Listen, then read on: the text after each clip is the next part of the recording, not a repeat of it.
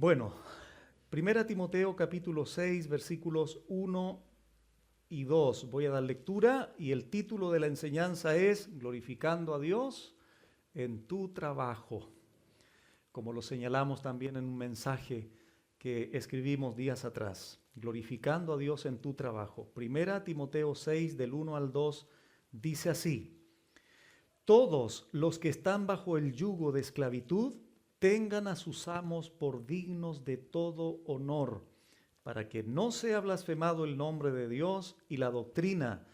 Y los que tienen amos creyentes, no los tengan en menos por ser hermanos, sino sírvanles mejor, por cuanto son creyentes y amados los que se benefician de su buen servicio. Esto manda y exhorta. Hoy será la primera parte, porque la segunda la vamos a compartir el próximo domingo, si el Señor así lo permite. Vamos a hacer un ejercicio matemático antes de entrar al desarrollo del tema como tal. ¿Cuál es ese ejercicio matemático? El siguiente. Van a entender después el sentido de esto. Vamos a establecer un promedio de trabajo a la semana. ¿Cuántas horas son en el día? 8, ¿verdad? Como base. Algunos pueden trabajar más. Bueno, serían 40 horas de lunes a viernes.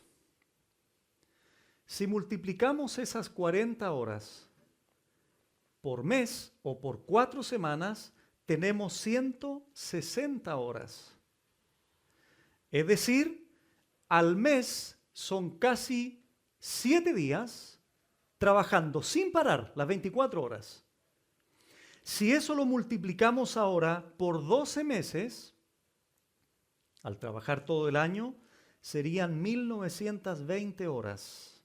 Es decir, para que sea más claro, serían 80 días, casi 3 meses del año que tú, hermano o hermana que estás trabajando, estarías ocupando el tiempo. Casi 3 meses, sin parar, día y noche.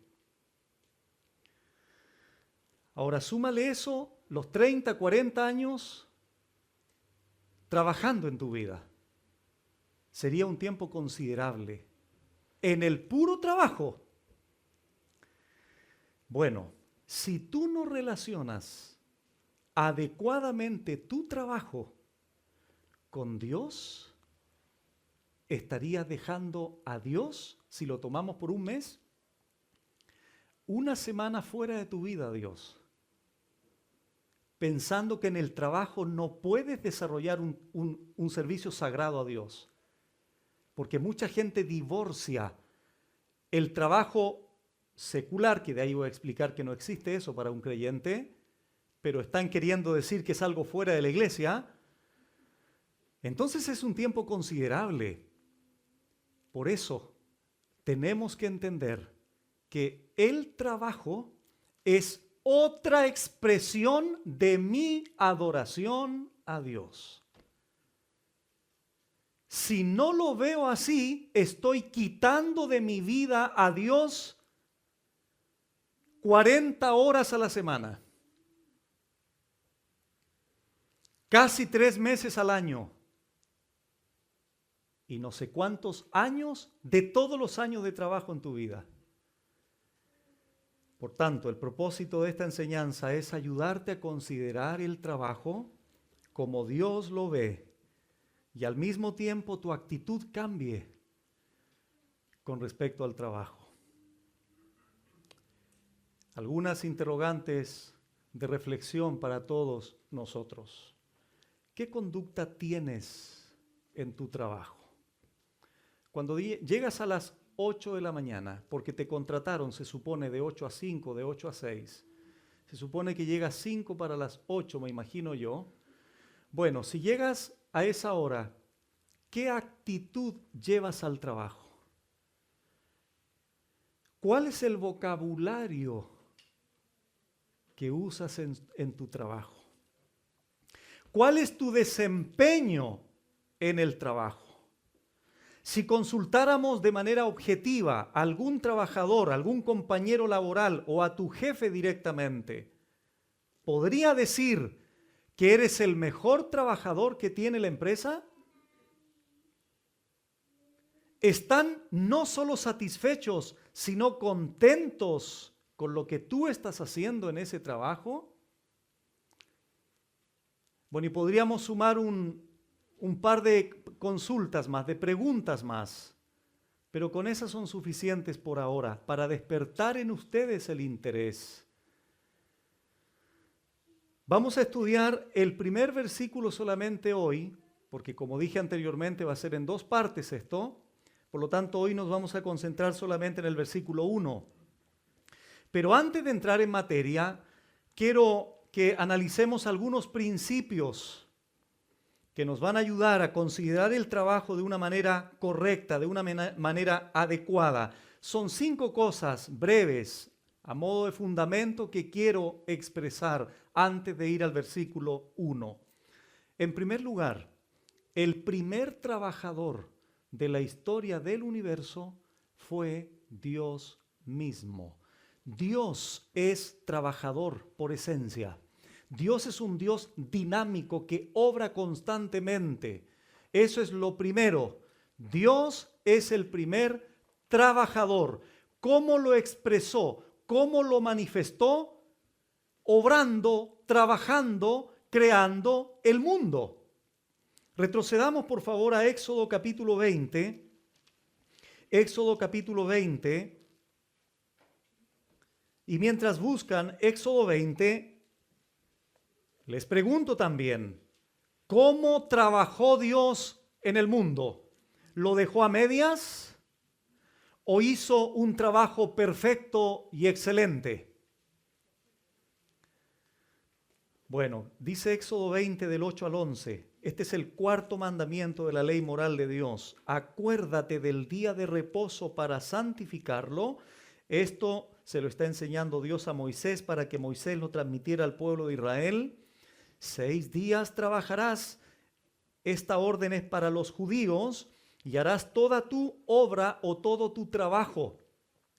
Mas el séptimo día es reposo para Jehová tu Dios. No hagas en él obra alguna, tú, ni tu hijo, ni tu hija, ni tu siervo, ni tu criada, ni tu bestia, ni tu extranjero que está dentro de tus puertas. ¿Por qué? Esa es una expresión explicativa. Esta es la razón que les voy a dar. Porque en 6 días hizo Jehová, o trabajó Jehová, o obró Jehová, Jehová, los cielos y la tierra, el mar y todas las cosas que en ellos hay, y reposó, es decir, cesó de obrar en el séptimo día. Por tanto, Jehová bendijo el día de reposo y lo santificó. La razón por la cual Dios enseña esto al pueblo de Israel es en virtud de lo que Él primero hizo como obrador, como trabajador, creando al mundo. El Dios que trabaja hace trabajar al hombre. Pero hay un modelo interesante aquí. El trabajo y reposo de Dios. El trabajo de Dios y el reposo de Dios no es por cansancio, no es por agotamiento, porque Dios no se fatiga con cansancio. Es para establecer el patrón para los seres humanos. Los seres humanos deben trabajar 6 días y cesar de obrar un séptimo día. Va a depender de la característica del trabajo, de cuándo se descansa. El punto es que Dios dejó el modelo establecido. Por lo tanto, hermanos, si nosotros como trabajadores no entendemos que hay un modelo y que si tu cuerpo, el cuerpo que Dios te dio, no lo sometes, no lo llevas, no le das el reposo adecuado, a los 40, a los 50, a los 60 años vas a tener serios problemas porque estás violando un mandamiento bíblico. Por eso es que dentro del trabajo debe existir el reposo. Y a nosotros nos cuesta entender. ¿Por qué? Porque vamos tomando un ritmo exigente de trabajo y pareciera ser que cuando reposamos igual tenemos que hacer algo porque no estamos acostumbrados, nos cuesta someternos. pero el punto es que el descanso debe ser en el Señor. Eso es otra cosa, lo veremos en algún momento, ¿no? Bueno, eso es como primera cosa entonces. En segundo lugar, el trabajo, hermanos, para el hombre es, antes de la caída, no un efecto de la maldición.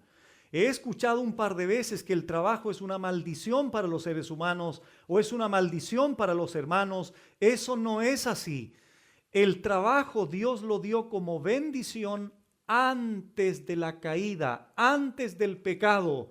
Vamos a Génesis capítulo 2, versículo 15. En otras palabras, no es un castigo por el pecado, es una bendición antes del pecado. Por eso dice Génesis 2:15, tomó pues Jehová Dios al hombre y lo puso en el huerto de Edén, ¿para qué? Para que lo labrara, en el hebreo, para que lo trabajara. Y dice el segundo verbo, lo guardase, en el hebreo es para que lo mantuviera. Adán tenía la función de trabajar, tenía la obra o tenía la responsabilidad dada por Dios de trabajar el huerto y de mantener el huerto, porque eso era la réplica, podríamos decir, o era la expresión de Dios del modelo que Dios iba a dejar posteriormente del trabajo como tal. Entonces el trabajo, hermanos, no es el resultado del pecado, sino el plan creador de Dios para la satisfacción del hombre, en este caso de Adán y Eva. Sin embargo, después de la caída, después del pecado de Adán y Eva, el trabajo que era bendición antes se transformó en algo doloroso, en una aflicción. Pero antes no era así. Para Adán era un deleite trabajar, era un gozo trabajar, pero después la tierra le ofrecería resistencia por el pecado, porque la tierra también recibió una maldición por el pecado. Pero es una bendición para los creyentes antes del pecado. Insisto, ¿sabían ustedes que la pereza y la flojera es después del pecado? O sea, tú nunca ibas a ver antes del pecado a Adán ahí tirado una hamaca sin trabajar durante una semana y a Eva diciendo, ya, hombre, levántate, anda a trabajar. No, es que tengo flojera. No, todo eso sucedió después del pecado. Por eso, hermanos, es que nosotros no podemos ver el trabajo como un estorbo, ni como una maldición. Por eso los que trabajan o los que trabajamos, ten cuidado con expresar algo del trabajo. Después te voy a explicar por qué. Pero tienes que tener mucho cuidado con lo que dices de tu trabajo. Yo podría entender cuando hay injusticias, y eso es comprensible. Pero por eso creo necesario poder explicar un poco más adelante. ¿Qué te parecería, hermano y hermana, si comenzaras a ver el trabajo como un deber sagrado y no como la lata de levantarse el día lunes a trabajar, sobre todo el día lunes? Pero ¿qué pasaría si después de esta enseñanza comienzas a ver el trabajo como un deber sagrado dado por Dios? ¿Mirarías a tu jefe de otra forma el lunes a las 8? ¿Tendrías otra consideración por aquellos compañeros de trabajo que te hacen la vida imposible? Probablemente. Porque todo tiene que ver con la óptica, con la mirada y con la actitud interna del creyente en base o sobre el fundamento de la teología que sostiene el trabajo en la Biblia. En tercer lugar, el trabajo es el medio que Dios nos da para hacer lo bueno y compartir con el necesitado. Todo aquel que tiene trabajo nunca debiera negarse a ayudar al que lo necesita, porque ese es el propósito de Dios, darte el trabajo que tienes. Vamos a Efesios capítulo 4. Efesios 4. De hecho, ahora ya tenemos la intención, tenemos el gozo, tenemos la bendición de ayudar a una familia que está necesitada. Lo hemos dicho, ¿verdad? Anoche lo dijimos.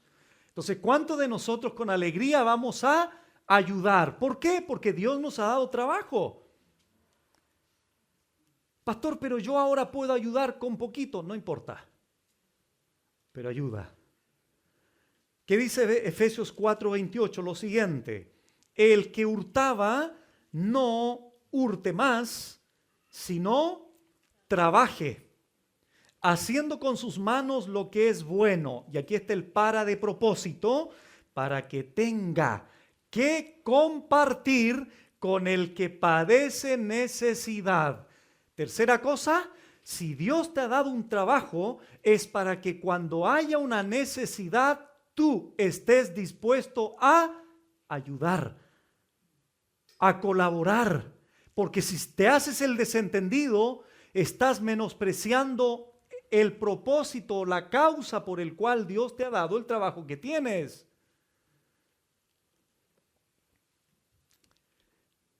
En cuarto lugar, no hay trabajo secular para un creyente. Yo entiendo cuando alguien dice un trabajo secular, lo entiendo, pero quiero hacer la aclaración. Nosotros tenemos en nuestra cabeza el concepto siguiente: pastor, usted está trabajando espiritualmente porque usted no tiene un trabajo secular, en el sentido de que yo no estoy contratado por una empresa externa a la iglesia. O un misionero está a tiempo completo, ese está desarrollando un trabajo o un ministerio para el Señor. Bueno, para un creyente, el que trabaje la tierra, el que pinte una casa, el que recoja la basura probablemente, el que haga clases en un aula, el que trabaje en una oficina de abogados, un arquitecto, un ingeniero, lo que tú me menciones, cualquier cosa, no lo podemos catalogar secularmente. ¿Por qué? Porque mi conducta, mi comportamiento, mi ética cristiana se debe de reflejar en todos los ámbitos. Si yo me enfrento con el jefe el día lunes, tengo que entender que Cristo está detrás del jefe, como lo vamos a comprobar más adelante. En ese sentido, el creyente no tiene un trabajo secular. Es una expresión distinta, una obra diferente de la que se desarrolla en la iglesia, pero ese creyente es un cristiano a tiempo completo, ¿o no? Claro, no es solamente para el pastor o los misioneros o los maestros que están a tiempo completo en la iglesia. El creyente tiene un trabajo en otra área, en otro lugar, pero sigue siendo un trabajo espiritual, aunque pinte unas paredes. Por eso Pablo dijo en 1 Corintios 10:31, sea que comáis, o que bebas, o que hagas cualquier otra cosa, hacerlo todo ¿para qué? Para la gloria de Dios. En quinto lugar, sé muy agradecido, hermano y hermana. Ten un corazón profundamente agradecido del Señor por el trabajo que tienes. La ropa que ahora tienes, ¿te llegó del cielo? ¿Tomaste desayuno en la mañana? ¿Almorzaste hoy día antes de venir al culto? ¿Tus hijos visten zapatos, ropa? Alguien podría decirme, sí, pastor, pero es Dios el que me da eso. ¿Qué usa Dios para darte eso? ¿Qué usa Dios? Tu trabajo. Por tanto, tienes que agradecer al Señor siempre el trabajo que Él te ha dado. ¿Sería bueno que te dejaras de quejar menos y transformarse tu corazón en un corazón mucho más agradecido de las quejas que puedas expresar? Es que usted no conoce las injusticias, para todo eso. Bueno, Dios es soberano, ¿sí o no? Él tiene el control de tu jefe y de tu empresa, ¿sí o no? Bueno, entonces ya se verá cómo se procede con sabiduría en ciertos contextos. Pero tenemos que ser agradecidos. Pablo dijo a la iglesia en Tesalónica, dad, gracias en todo, porque esta es la voluntad de Dios en Cristo Jesús. Bueno, esas 5 cosas solamente quería compartir con ustedes a modo de base. Por lo tanto, hermanos, vamos a ver 2 aspectos en estas 2 partes de esta enseñanza. En primer lugar, el servicio a un amo no cristiano, como el que seguramente tú tienes en tu trabajo. Y el próximo domingo vamos a ver el otro aspecto, que es el servicio a un amo cristiano. Porque en la iglesia de Éfeso se estaba dando la siguiente situación. Habían esclavos que se estaban convirtiendo al Señor. Pero resulta que esos esclavos en la iglesia en Éfeso tenían amos no cristianos. Pero también se daba en que tenían amos cristianos. ¿Y saben lo que pensaban los siervos cristianos? Me senté con mi jefe el día domingo en la iglesia. ¿Cómo está, jefe? Ahora somos creyentes, ¿eh? Mañana voy a llegar como a las 9 a trabajar, pero usted es mi hermano, ¿verdad? No, Pablo, para corregir eso, él dice, no, si ustedes tienen un amo cristiano y tú como siervo eres un cristiano y trabajan en el mismo lugar, eso debe ser un impulso para servirles mejor. O sea, no puedo llegar más tarde, jefe. No, usted tiene que cumplir la hora que corresponde, tiene que hacer el trabajo por el cual se le está pagando a usted. Entonces, todas esas cosas Pablo las corrige. Y es interesante analizar eso entonces. Bueno, vamos primeramente a 1 Timoteo 6:1 para analizar el servicio de un esclavo, de un siervo, a un amo no cristiano en primer lugar. La primera expresión dice todos los que están, todos sin excepción, que están bajo el yugo de esclavitud. El texto incluye o involucra a todas las personas que desarrollan en este contexto particular de Éfeso el yugo de esclavitud. No excluye a nadie. Es decir, si había un hermano que tenía un amo no cristiano, bueno, este mensaje era para él. Por eso dice, todos los que están. Todos, sin excepción. Y es importante también señalar que la esclavitud en este marco histórico era un componente social muy importante dentro de este mundo greco-romano del primer siglo. Es decir, gran parte, mucha gente en este contexto eran esclavos, eran siervos. Entonces, obviamente, la situación ameritaba que Pablo pudiese clarificar, pudiese explicar, para que ninguna persona comenzara a comportarse de una manera libre, sin tener regulaciones, sin tener directrices claras. Bueno, la palabra esclavitud aquí se traduce esclavitud, pero es la misma palabra griega que hemos estudiado en otras enseñanzas, doulos o doulos. Una persona que está sometida a otra, alguien que tenía que obedecer órdenes de su amo. Y la palabra amos aquí es despotes, de donde nosotros tenemos la palabra en español déspota. Lamentablemente la connotación castellana es negativa, pero en este contexto no necesariamente tenía el carácter de autoritativo. No. Entonces aquí se refiere déspotes o despotes a alguien que era dueño, a un soberano, alguien que ejercía una autoridad sobre aquellas personas que estaban realizando estas labores de servicio. Por lo tanto, ¿cuál es el paralelismo más cercano para nosotros el día de hoy? Hoy día, en el contexto en el que tú estás, tú no le dices a tu jefe amo, ¿verdad? Y él tampoco te dice esclavo, aunque muchas veces alguien me diría, bueno, a mí me tratan como esclavo en el trabajo que estoy, pastor. Bueno, eso es otra historia. Pero el punto es que si ¿cómo extrapolamos esto nosotros al día de hoy? Bueno, tu jefe, sea quien sea que está por sobre ti, quién te ha contratado, a quién tú tienes que rendir servicio por ese pago que a ti se te da, por ese salario que se te paga una vez al mes. Esa es la forma más sencilla de contextualizar la esclavitud de este entonces, con siervos o con esclavos y amos, hoy día para el empleado y el empleador, podríamos decir. Muy bien, ¿cuál es la orden para estos hermanos? Y esclavos o servidores o empleados, tener a sus amos por dignos de todo honor.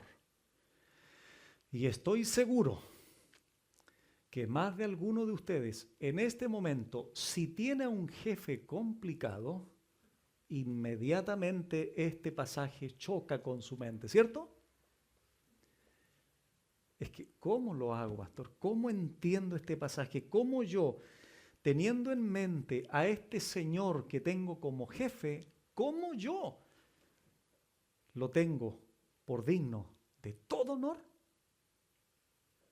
Humanamente es una imposibilidad. Humanamente es algo que se torna imposible. ¿Por qué? Porque ¿cuál es la tendencia del ser humano? Si me hacen un mal, devolver el mal con el mal. O sea, el mal que me hacen con el mal, yo lo retribuyo con el mal. Entonces, ¿cómo es posible tener a mi jefe, a mi, qué sé yo, a la persona que está por sobre mí en el trabajo? ¿Cómo lo puedo tener por digno de todo honor? Bueno, de eso se trata el mandamiento aquí. Por lo tanto, cuando Pablo aquí les dice, ese tengan es un imperativo, es una orden, es un mandamiento. No necesariamente porque lo merezcan, sino por la posición que Dios soberanamente los tiene por sobre tu vida laboral. Le voy a decir algo muy breve, solamente para nuevamente despertar su interés. Cuando Dios trata con nosotros, sus hijos, va a utilizar, entre otras cosas, a tu esposa y a tu jefe. O viceversa. A tu esposo va a usar, hermana, para trabajar en tu carácter, porque te falta mucho, ¿cierto? A mí también. Y paralelo a eso, va a usar a tu jefe y a tus compañeros de trabajo. Esa va a ser la lima cotidiana. Esa es la tijera de poda. ¿Recuerdan Juan 15? Por eso es que es tan importante tener una mirada adecuada del trabajo de tu jefe, en base a todo lo que Pablo va a enseñar. Dios los ha puesto allí con algún propósito para tu propia vida. En el momento te aira, en el momento te da rabia, en el momento encuentras injusticias, incomprensión, un montón de cosas, pero hay un trasfondo divino soberano. Por otro lado, Pablo aquí dice, tengan a sus amos por digno de todo honor. Vamos a ver después que Pablo no dice esto para que tú alcances un mejor sueldo. Porque la mente rápida e inmediatamente el creyente que está trabajando puede concluir lo siguiente. Ok, desde mañana voy a tener a mi jefe por digno de todo honor. Y ojalá que en una semana más me aumente el sueldo. Pablo no dice eso. No es para que tenlo por digno de doble honor, o de todo honor, perdón, para que, a ver, ¿cuántos días libres al mes tengo? 1. Bueno, si lo tengo por digno de doble honor o por de todo honor, estaría bueno que me lo aumente por una semana por lo menos, 5 días. Ese no es el propósito.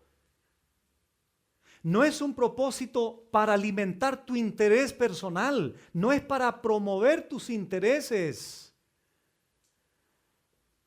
Tiene que ver con el prestigio, la honra, la gloria del Dios que mueve a tu jefe y que te ha puesto en el lugar donde tú estás para promover eso.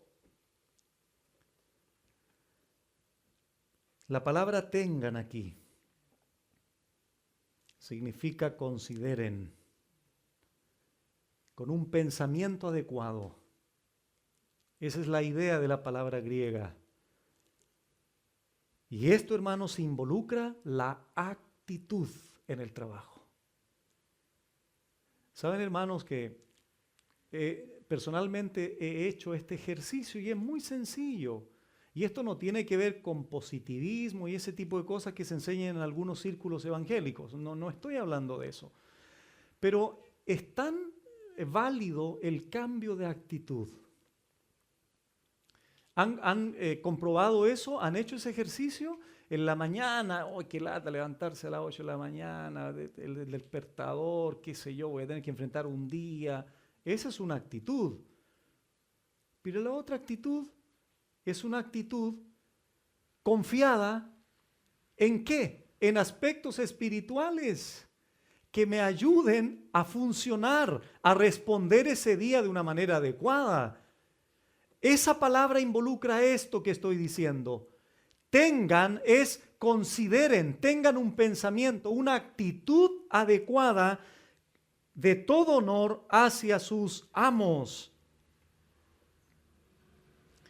Porque, querido hermano, muchas veces no vas a poder cambiar tu trabajo externamente, pero sí puedes cambiar tu actitud internamente en el Señor. Eso sí se puede hacer. Porque la realidad, las circunstancias laborales probablemente no cambien. Pero sí puede cambiar cuál es esa actitud frente al contexto laboral en el que Dios me ha puesto. Y como ya hemos explicado, honor aquí tiene que ver con valor, con reconocimiento, con respeto. Pablo ya ha usado esto en el caso de las viudas, ¿lo recuerdan? Tengan a las viudas con todo honor, valor, estima. Y eso se traducía en que la familia en primer lugar debía de socorrer a esa mujer que estaba sola materialmente. Pablo también ya ha utilizado la palabra honor con los ancianos. Tengan a los ancianos por dignos también de doble honor, mayormente los que se dedican a predicar y enseñar. Ya ha usado esta palabra, ahora está usando esta palabra en el contexto laboral, dedicado o considerado a los amos. Por lo tanto, esto implica no solo la actitud, sino también el buen trabajo que ese creyente debe hacer, porque de esa manera es la mejor manera de comenzar a dar todo honor o a tener en todo honor a aquellos amos que Dios ha puesto por sobre ti en el ámbito laboral.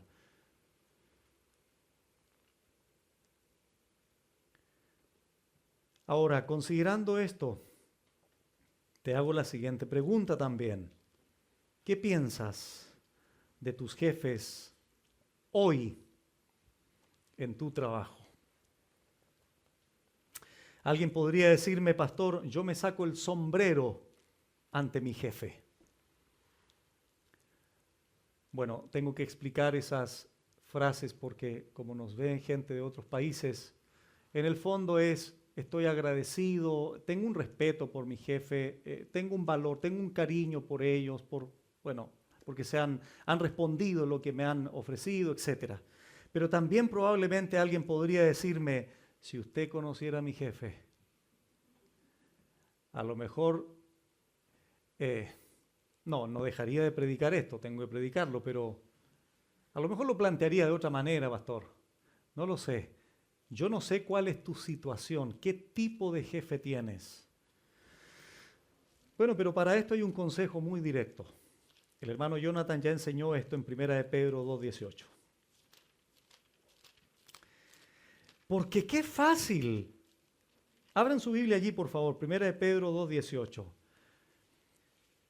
Porque qué fácil, qué lindo, qué gozoso sería que el jefe al cual Dios te pide, te manda que lo tengas por todo honor, cada 3 meses te diga, ¿sabe qué? Querido obrero, le voy a aumentar el sueldo. ¿Quién no va a tener en todo honor hacia su jefe? ¿Sabe qué, querido empleado? Le voy a dar una semana al mes para que tenga con su familia. ¿Tiene algún problema en su casa? ¿Hay alguien enfermo? Llévelo con libertad al hospital. ¿Quién no va a dar todo honor a ese tipo de jefes? Ese no es el punto. La fe en la palabra de Dios tiene que ser probada ante la adversidad, ante lo desfavorable, no ante lo favorable. Por eso dice 1 de Pedro 2:18, criados, estad sujetos con todo respeto a vuestros amos, no solamente a los buenos y afables. Porque eso es muy fácil, eso hasta un incrédulo lo hace. Sino también a los difíciles de soportar. Porque esto merece aprobación. Si alguno a causa de la conciencia delante de Dios sufre molestias padeciendo injustamente, pues, ¿qué gloria es si pecando sois abofeteados y lo soportáis? Mas si haciendo lo bueno sufrís y lo soportáis, esto ciertamente es aprobado delante de Dios.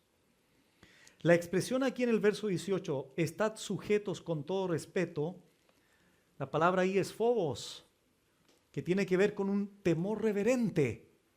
¿Recuerdan que le dije en la introducción que el creyente debe aprender a ver el trabajo como un deber sagrado? Como algo espiritual, aunque sea pintar una casa, aunque sea recoger una basura, aunque sea hacer planos o lo que sea.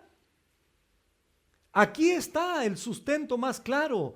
El creyente, el trabajador debe tener temor reverente a Dios. Y como tememos a Dios, entonces vamos a temer, en el buen sentido de la palabra, a las autoridades menores o inferiores. Por eso el texto dice, estad sujetos con todo respeto a vuestros amos, no solamente a los buenos y afables, sino también a los difíciles de soportar.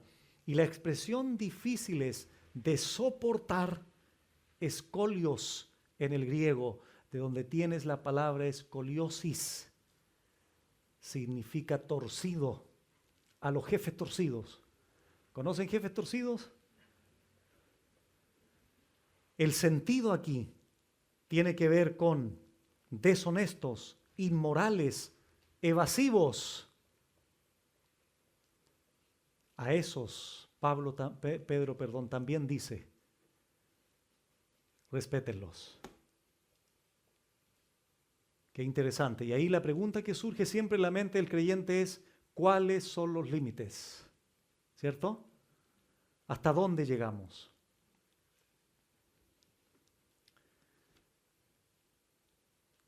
Retrocedamos ahí un par de libros, Romanos 13. Aunque aquí se refiere a otra cosa, el principio bíblico es el mismo. Romanos 13, 1 y 2. Dice así. ¿Recuerdan lo que se nos enseñó de la primera carta de Pedro? ¿Cuál era el contexto? Sufrimiento, persecución. Nerón como el líder absoluto del imperio romano. Cruel, sanguinario. Y Pedro dice, no solo a él, sino a cualquier otra autoridad, sujétense con todo respeto. Y ahora vamos a leer este pasaje en Romanos 13, 1 y 2. Dice así, sométase toda persona a las autoridades superiores, porque no hay autoridad sino de parte de Dios, incluida la autoridad en el ámbito laboral. Atención con la siguiente expresión. Y las que hay, por Dios han sido establecidas. ¿Qué significa y las que hay? Todo tipo de autoridad. Deshonestos, inmorales, ladrones, etcétera, etcétera. Porque puede ser que hayan autoridades así, obviamente. Puede ser que hayan jefes así en el ámbito laboral, claro que sí. Pero curiosamente, tanto el apóstol Pedro como el apóstol Pablo dicen, sométanse, sujétense, ténganlos por dignos de todo honor. Qué interesante, hermanos. ¿Significa esto que no podemos expresar algún desacuerdo, conversar, plantear alguna queja o algo así? No. Inclusive, si hay alguna situación extrema, tienes que acudir a un contexto legal, indudablemente. Si hay una situación más extrema aún, pídele al Señor otro trabajo. Pero no pongas en juego la integridad que Dios te demanda en el trabajo. Porque lo más probable es que tus jefes o los compañeros de trabajo te inviten a involucrarte en la inmoralidad o en aquello que va en contra de lo que Dios demanda. Ahora bien, miren, hermanos, la perspectiva que este hombre de Dios tenía para todos ustedes que probablemente puedan estar orando al Señor por un nuevo trabajo. Escuchen, Richard Baxter dijo esto: elige ese trabajo o vocación en la que puedas ser más útil a Dios. ¿Escuchaste? Lo voy a leer de nuevo. Elige ese trabajo o vocación en la que puedas ser más útil a Dios. No elijas aquel en el que puedas ser más rico o el más ilustre del mundo, sino aquel en el que puedas hacer un bien mayor y no pecar. Un creyente que ama al Señor y ama la obra va a rogar al Señor ese tipo de trabajo. ¿Por qué? Porque Dios quiere que tú le sirvas activamente en todo ámbito. La razón de honrar y respetar a los amos está en la segunda parte del verso 1, capítulo 6 de 1 Timoteo, para que no sea blasfemado el nombre de Dios y la doctrina. ¿Te das cuenta que no es para que te aumenten el sueldo?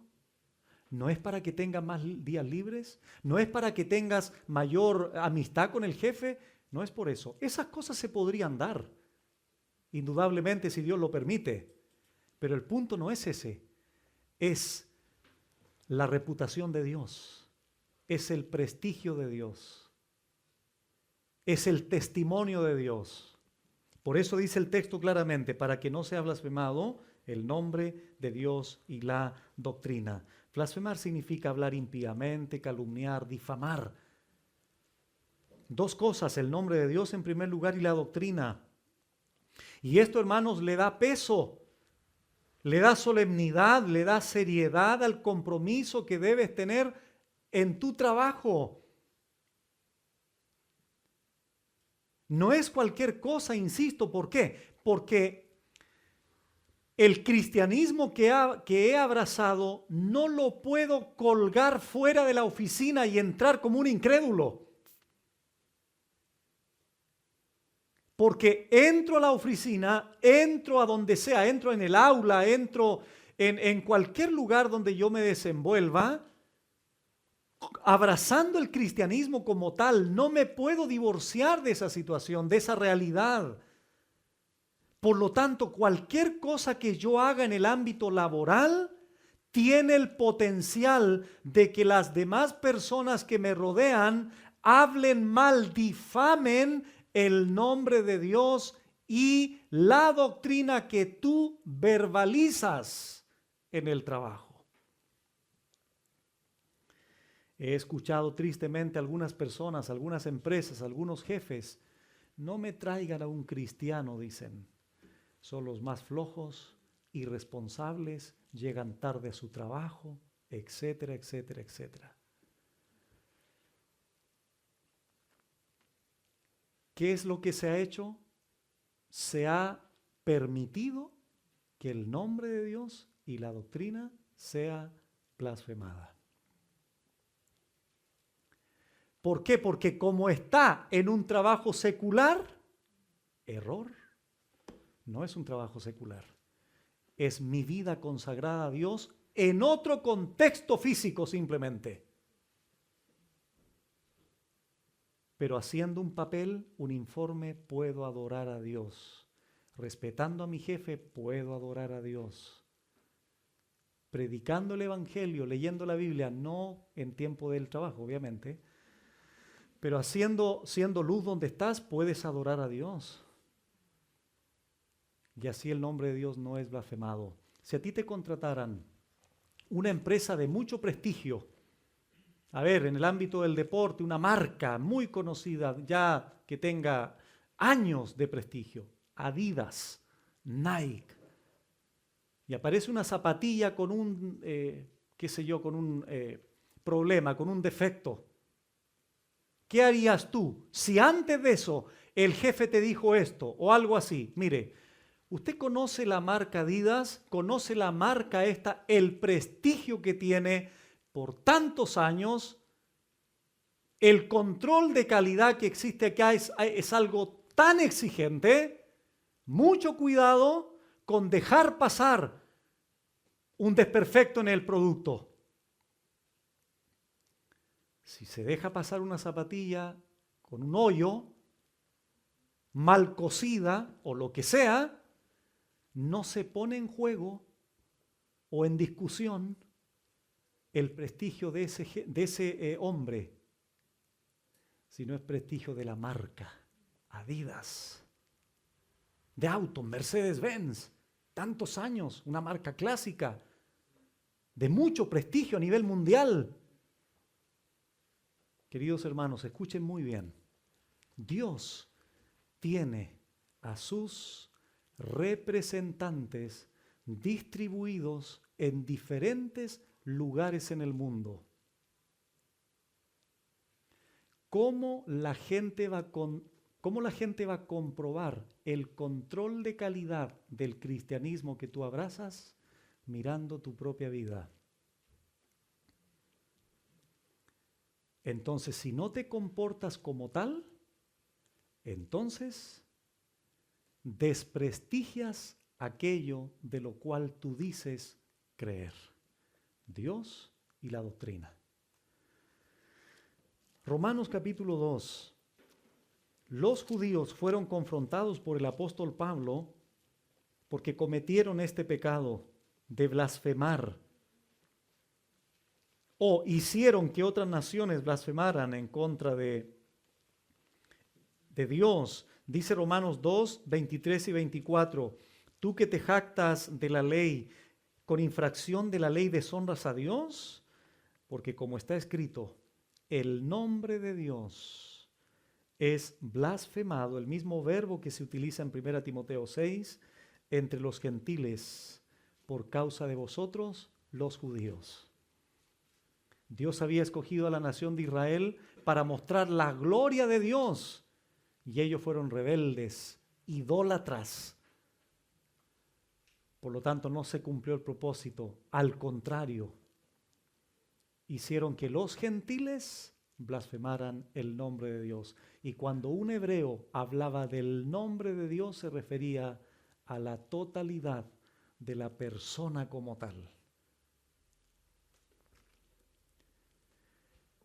No vi mi reloj. ¿Cuánto tiempo llevo? ¿Sí? Ya. Voy a dejar leído solamente este pasaje, hermanos. Tito, por favor. Tito capítulo 2. Porque el otro domingo voy a terminar lo que resta.